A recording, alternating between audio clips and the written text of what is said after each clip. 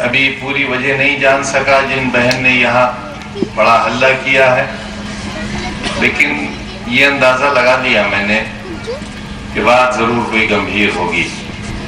हम तो उनका मेमोरेंडम लेकर जाएंगे, लेकिन उन्हें अच्छी खासी शोहरत मिल गई। ये भी मालूम है कि जो शिकायत है उनकी बड़ी बदनामी की शिकायत है। अगर इस बदनामी को इतनी शोहरत देंगी तो जमाने को शक्ल कैसे दिखाएंगी। बैलेट के बजाय बुलेट पर यकीन रखना चाहते हैं, बैलेट के रास्ते को तर्क करके बुलेट का रास्ता इख्तियार करना चाहते हैं। अंजाम सामने है। कश्मीर, त्रिपुरा, बोडो तहरीक, अरुणाचल, आसाम, बंगाल, झारखंड, औरतों ने मारा फौज को, महिला दहशतगर्दों ने फौज के प्राइवेट पार्ट्स को काटकर साथ ले गए। उन्हें हाथ से शिकायत नहीं थी, सर से नहीं थी, पैर से नहीं थी, जिस्म के जिस हिस्से से उन्हें शिकायत थी वो उसे काट कर ले गए। ये इतना बड़ा संदेश है जिस पर पूरे हिंदुस्तान को शर्मिंदा होना चाहिए।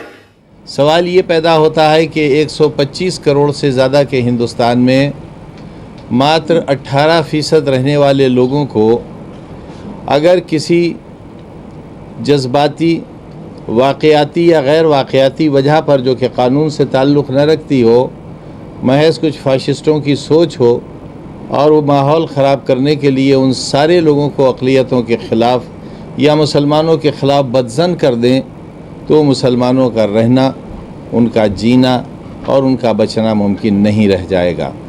हमारे सामने क्योंकि 6 दिसंबर 1992 की एक मिसाल है, हाई कोर्ट का स्टे, सुप्रीम कोर्ट की हिदायत, चीफ मिनिस्टर का हलफनामा, एकता परिषद का रेजोल्यूशन, इन तमाम चीज़ों के बावजूद बाबरी मस्जिद की शहादत हुई और सेंट्रल फोर्सेस खड़ी तमाशा देखती रहीं और उन्होंने ये कहा क्योंकि सड़कों पर टायर जल रहे थे इसलिए फोर्सेस आगे नहीं बढ़ सकीं। एक बहुत ही दर्दनाक और एक बहुत दिल दहला देने वाला तजर्बा हमारे सामने है। बाबरी के बाद दादरी का इंतखाब इसलिए नहीं हुआ है कि इसके नाम मिलते हैं, बल्कि इसलिए कि दिल्ली से करीब ज़िला है और भारतीय जनता पार्टी की केंद्रीय सरकार को वहाँ हर तरह की, चाहे वो फसाद कराने की हो, चाहे असरात इस्तेमाल करने की हो, वो सारी रसद पहुँचाने की आसानी मिल सकती है, जो कि हुआ भी।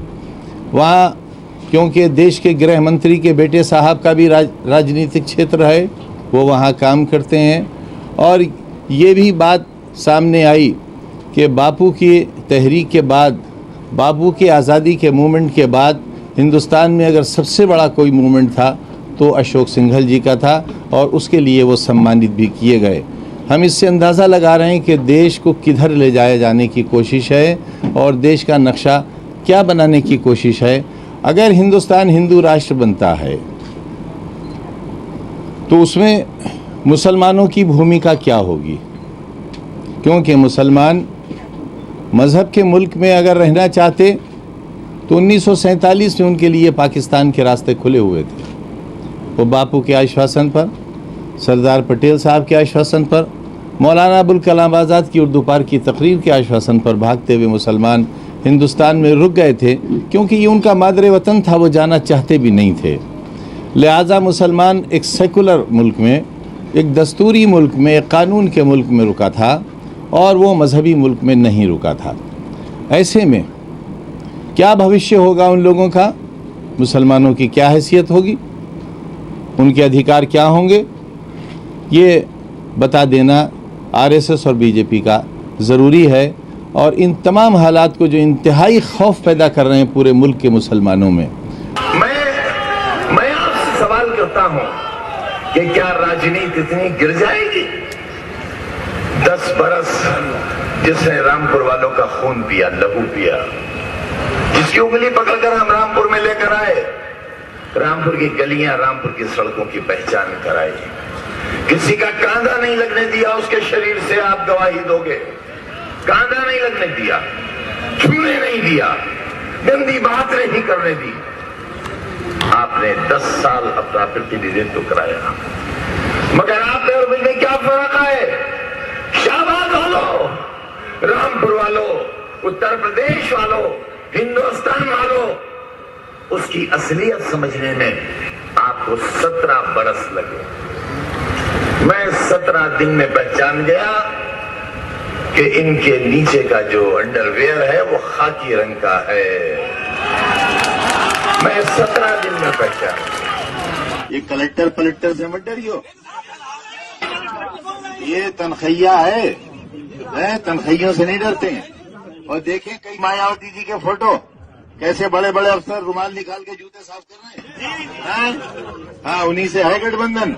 हाँ, उन्हीं के जूते साफ कराऊंगा इंशाअल्लाह ने चाहा।